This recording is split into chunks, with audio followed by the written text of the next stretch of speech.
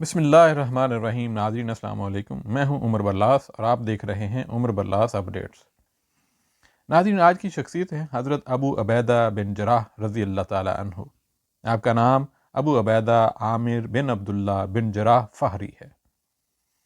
حضرت عبداللہ بن عمر رضی اللہ تعالی عنہ ان کی تعریف کرتے ہوئے کہتے ہیں،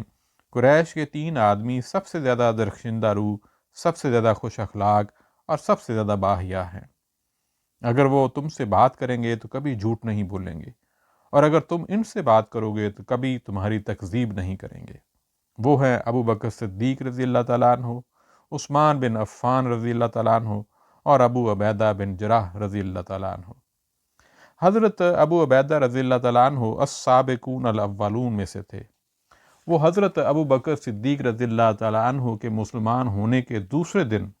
انہی کے دستے مبارک پر مشرف بے اسلام ہوئے۔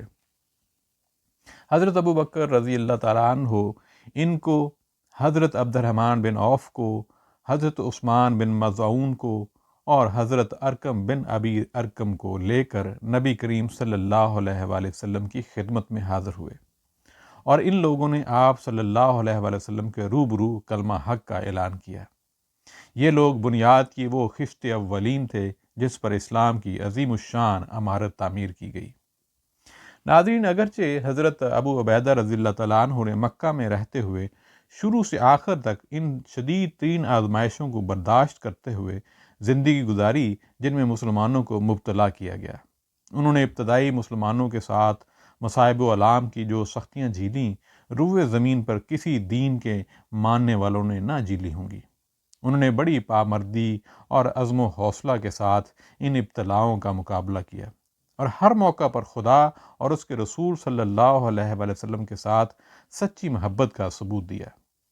لیکن غزوہ بدر کے موقع پر وہ جس آزمائش سے مبتلا ہوئے، اس کی سختی ہر خیال و تصور سے بالا تر تھی۔ وہ جنگ بدر میں صفوں کے درمیان اس طرح بڑھ بڑھ کر اور پینترے بدل بدل کر حملہ کر رہے تھے جیسے ان کو نہ تو موت کا کوئی ڈر ہے، نہ ہلاکت کا کوئی اندیشہ۔ ان کے حملوں نے مشرکین پر ان کی ہیبت طاری کر دی، اور قریش کے بڑے بڑے سورما ان کا سامنا کرنے سے کترانے لگے۔ لیکن ان میں سے ایک شخص ایسا تھا جو ہر وقت ان کا سامنا کرنے کی کوشش کرتا اور ہر موقع پر ان کے بالمقابل آ جاتا، مگر وہ اس کے راستے سے ہٹ جاتے اور اس کے ساتھ مقابلہ کرنے سے پرہیز کرتے۔ وہ شخص بار بار ان کے اوپر حملہ آور ہوتا اور آپ ہر بار کترا کر دوسری طرف نکل جاتے۔ آخر کار اس نے ان کے لیے سارے راستے مسدود کر دیے، ان کے سامنے وہ آ کھڑا ہوا اور ان کے اور دشمنوں کے درمیان حائل ہو گیا۔ جب اس کی یہ حرکتیں حضرت ابو عبیدہ رضی اللہ تعالیٰ عنہ کی قوت برداشت سے باہر ہو گئیں تو انہوں نے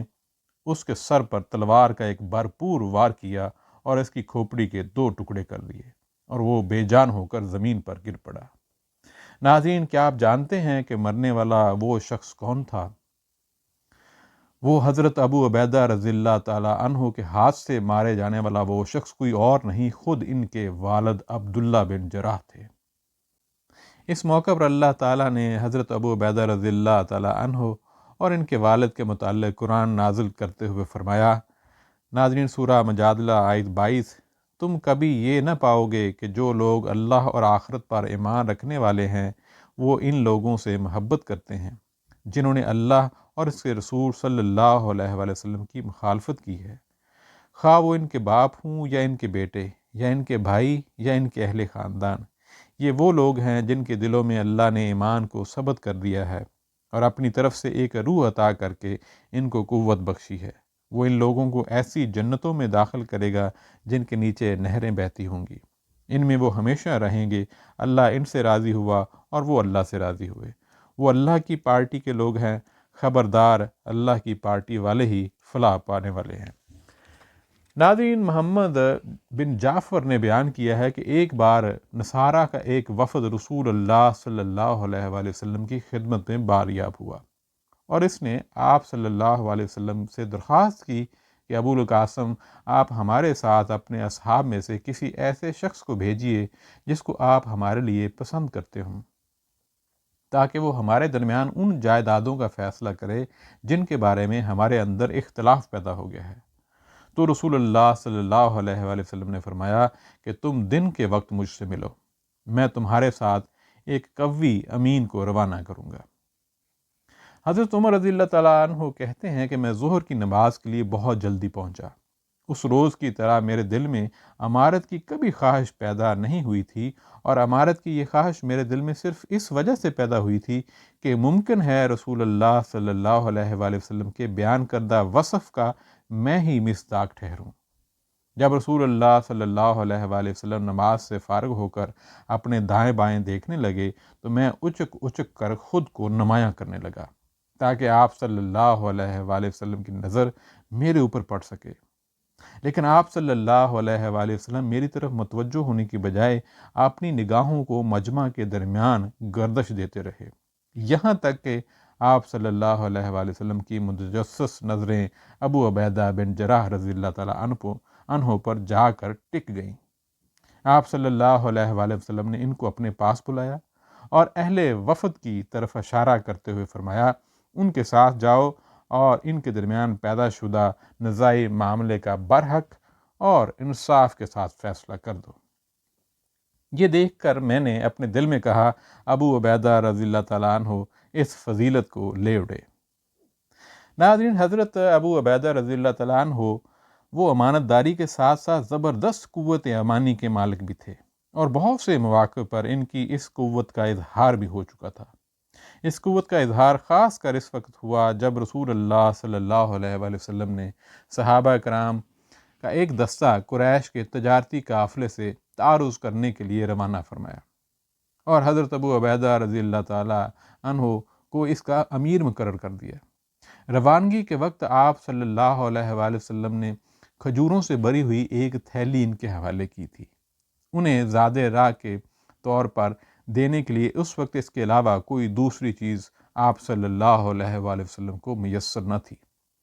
حضرت ابو عبیدہ رضی اللہ تعالیٰ عنہ اپنے ساتھیوں میں سے ہر ایک کو روزانہ ایک ایک کھجور دیتے، اور ہر شخص اس کھجور کو اس طرح چوستا جس طرح شیر خوار بچہ ماں کی چھاتیوں کو چوستا ہے، اور اوپر سے پانی پی لیتا تھا، اور یہی اس کی پورے ایک دن کی خوراک ہوتی تھی۔ ان کی قوت ایمانی کا اظہار اس وقت بھی ہوا تھا جب غزوہ احد کے موقع پر مسلمانوں کو شکست اور ان کے میدان چھوڑ کر بھاگ جانے والے مشرکین آوازیں لگا رہے تھے، ہمیں بتاؤ محمد صلی اللہ علیہ وسلم کہاں ہیں، بتاؤ ہمیں کہاں ہے محمد صلی اللہ علیہ وآلہ وسلم۔ تو حضرت ابو عبیدہ رضی اللہ تعالیٰ عنہ ان 10 افراد میں سے ایک تھے جنہوں نے رسول اللہ صلی اللہ علیہ وسلم کی حفاظت کے لیے ان کو چاروں طرف سے اپنے گھیرے میں لے رکھا تھا، تاکہ آپ صلی اللہ علیہ وسلم کی طرف بڑھنے والے مشرکین کے نیزوں کو اپنے سینوں پر روک لیں۔ جنگ ختم ہوئی تو آپ صلی اللہ علیہ وآلہ وسلم کے سامنے کے 2 دانت شہید ہو چکے تھے، پیشانی مبارک زخمی ہو گئی تھی، اور رخسار مبارک میں خود کی کڑیاں چبھ گئی تھیں۔ حضرت ابو بکر رضی اللہ تعالیٰ عنہ ان کو رخسار مبارک سے نکالنا چاہا تو حضرت ابو عبیدہ رضی اللہ تعالیٰ عنہ نے انہیں قسم دے کر کہا، یہ کام آپ میرے لیے چھوڑ دیے، اور انہوں نے چھوڑ دیا۔ ابو عبیدہ رضی اللہ تعالیٰ عنہ نے یہ خدمت انجام دی۔ حضرت ابو عبیدہ رضی اللہ تعالیٰ عنہ کو یہ اندیشہ تھا کہ اگر وہ ان کڑیوں کو ہاتھ سے کھینچ کر نکالتے ہیں تو آپ صلی اللہ علیہ وآلہ وسلم کو تکلیف ہوگی، اس لیے انہوں نے ایک کڑی کو دانتوں سے مضبوطی کے ساتھ پکڑا اور زور لگا کر کھینچا تو وہ باہر آ گئی، مگر ساتھ ہی ان کا دانت بھی ٹوٹ گیا۔ پھر انہوں نے دوسری کڑی کو بھی اپنے دانتوں کی مضبوط گرفت میں لے کر زور لگایا، کڑی پیشانی سے نکل آئی، مگر ان کا دوسرا دانت بھی ٹوٹ کر الگ ہو گیا۔ حضرت ابو بکر رضی اللہ عنہ کہا کرتے تھے کہ ابو عبیدہ رضی اللہ تعالیٰ عنہ ان لوگوں میں سے سب سے اچھے ہیں جن کے آگے کے دانت ٹوٹے ہوئے ہیں۔ ناظرین، حضرت ابو عبیدہ رضی اللہ تعالیٰ عنہ شروع سے آخر تک تمام غزوات میں حضور اکرم صلی اللہ علیہ وآلہ وسلم کے ہم رکاب رہے، اور جب ثقیفہ بنی سعدہ کا موقع آیا، جس موقع پر حضرت ابو بکر صدیق رضی اللہ تعالیٰ عنہ کے دست مبارک پر خلافت کی بیعت کی گئی تھی، تو حضرت عمر بن خطاب رضی اللہ تعالیٰ عنہ نے حضرت ابو عبیدہ رضی اللہ تعالیٰ عنہ سے کہا کہ اپنا ہاتھ بڑھائیے، آپ کی بیعت کروں۔ اس لیے کہ میں نے رسول اللہ صلی اللہ علیہ وآلہ وسلم کو آپ سے یہ کہتے سنا ہے کہ ہر امت کا ایک امین ہوتا ہے اور ہماری امت کے امین تم ہو۔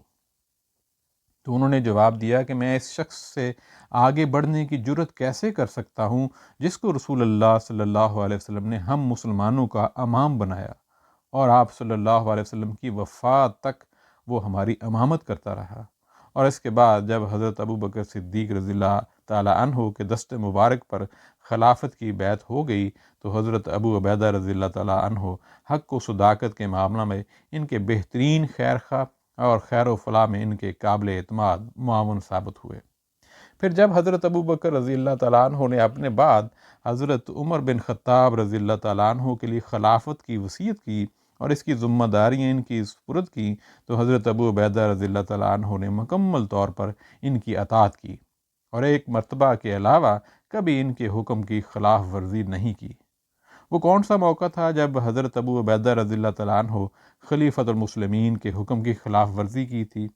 ناظرین، ہوا یوں کہ جس زمانے میں وہ شام کے علاقے میں لشکر مجاہدین کی قیادت فرما رہے تھے اور یکے بعد دیگرے فتح و کامرانی کے جھنڈے گاڑتے ہوئے پورے علاقے کو فتح کرتے ہوئے ایک طرف مشرق میں دریائے فرات اور دوسری جانب شمال میں ایشیائے کوچک تک پہنچ گئے تھے، شام میں اچانک طاعون کی زبردست اور غیر معمولی وبا پھوٹ پڑی جس نے بے شمار انسانوں کو اپنے بھیانک خونی پنجوں میں جکڑ لیا اور دیکھتے ہی دیکھتے ان گنت انسان لقمہ اجل بن گئے۔ حضرت عمر رضی اللہ تعالیٰ عنہ کو اس کا علم ہوا تو وہ سخت تشویش میں مبتلا ہو گئے اور انہوں نے ایک قاصد کو اس پیغام کے ساتھ ابو عبیدہ رضی اللہ تعالیٰ عنہ کی خدمت میں روانہ کیا کہ اچانک مجھے ایک ضرورت پیش آ گئی ہے جس میں میرے لیے آپ سے مشورہ کرنا ناگزیر ہے۔ میں آپ کو قسم دیتا ہوں کہ اگر میرا خط آپ کے پاس رات کے وقت پہنچے تو صبح کا انتظار کیے بغیر عازم سفر ہو جائے، اور اگر دن کو ملے تو شام ہونے سے پہلے رخت سفر باندھ لیجئے۔ حضرت ابو عبیدہ رضی اللہ تعالیٰ عنہ کو جب حضرت عمر کا یہ خط ملا تو انہوں نے فرمایا، مجھے معلوم ہے کہ امیر المومنین رضی اللہ تعالیٰ عنہ کو مجھ سے کیا ضرورت ہے۔ وہ ایک ایسے شخص کو بچانا چاہتے ہیں جو بچنے والا نہیں ہے۔ پھر انہوں نے ان کے جواب میں لکھا، امیر المومنین رضی اللہ تعالیٰ عنہ، میں سمجھ گیا ہوں کہ آپ رضی اللہ تعالیٰ عنہ کو مجھ سے کیا ضرورت ہے۔ میں مسلمانوں کے لشکر میں اور اپنے دل میں اس قسم کی کوئی خواہش نہیں پاتا کہ میں اپنے آپ کو اس وبا سے محفوظ کر لوں جس میں یہ سب لوگ مبتلا ہیں۔ میں اس وقت تک ان سے الگ نہیں ہو سکتا جب تک کہ اللہ تعالیٰ میرے اور ان کے بارے میں اپنا فیصلہ نافذ نہیں کر دیتا۔ اس لیے جب میرا یہ خط آپ کو ملے تو آپ مجھے اپنی قسم سے بری کر دیجئے اور مجھے یہاں ٹھہرنے کی اجازت مرحمت فرما دیجئے۔ ناظرین، حضرت عمر رضی اللہ تعالیٰ عنہ نے یہ خط پڑھا تو رونے لگے اور ان کی آنکھوں سے بے اختیار آنسو جاری ہو گئے۔ حاضرین نے ان کی شدت گریہ کو دیکھ کر پوچھا کہ کیا ابو عبیدہ رضی اللہ تعالیٰ عنہ کا انتقال ہو گیا؟ تو انہوں نے جواب دیا کہ نہیں، ان کا انتقال نہیں ہوا ہے، مگر موت ان سے زیادہ دور نہیں ہے۔ اور حضرت عمر رضی اللہ تعالیٰ عنہ کا یہ اندیشہ غلط نہیں تھا، اس لیے کہ اس کے کچھ دنوں بعد ہی وہ طاعون میں مبتلا ہو کر، اور جب ان کی موت کی گھڑیاں قریب آ گئیں تو انہوں نے اپنی فوج کو وصیت کرتے ہوئے فرمایا، میں نے تم لوگوں کو ایک وصیت کر رہا ہوں، اگر اس پر عمل کرو گے تو ہمیشہ خیر و فلاح پر قائم رہو گے۔ دیکھو، نماز قائم کرو،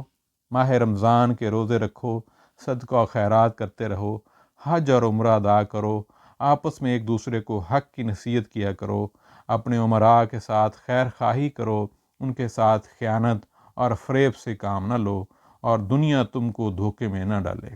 اس لیے کہ اگر آدمی کو ہزاروں سال کی طویل زندگی بھی مل جائے تب بھی اس کے لیے اس کا انجام سے دوچار ہونا ضروری ہے جس سے اس وقت میں دوچار ہوں۔ السلام علیکم ورحمۃ اللہ وبرکاتہ۔ پھر انہوں نے حضرت معاذ بن جبل رضی اللہ تعالیٰ عنہ کی طرف متوجہ ہوتے ہوئے فرمایا، معاذ، میرے بعد لوگوں کو نماز تم پڑھاؤ گے، اور تھوڑی دیر بعد طاہر روح قفص انصری سے پرواز کر گئے۔ انا للہ و انا الیہ راجعون۔ انتقال کے بعد حضرت معاذ بن جبل رضی اللہ تعالیٰ عنہ نے ان کو خراج عقیدت پیش کرتے ہوئے فرمایا، لوگو، تم ایک ایسے شخص کی موت کے صدمے سے دوچار ہو کہ باخدا میں نے آج تک کسی ایسے شخص کو نہیں دیکھا جو اس سے زیادہ مخلص و پاک طینت اور اس سے زیادہ شر و کینہ سے دور ہو، نہ میں نے کسی ایسے شخص کو دیکھا جو اس سے زیادہ آخرت سے محبت کرنے والا اور مسلم عوام کا خیر خواہ ہو۔ اس کے لیے اللہ تعالیٰ سے رحم کی دعا کرو، اللہ تعالیٰ تمہارے اوپر رحم فرمائے، آمین۔ ناظرین، آج اتنا ہی، انشاءاللہ پھر کسی اور دن کسی اور شخصیت کے ساتھ حاضر ہوں گے۔ اپنا خیال رکھیے گا، عزیز و اقارب کا خیال رکھیے گا۔ السلام علیکم۔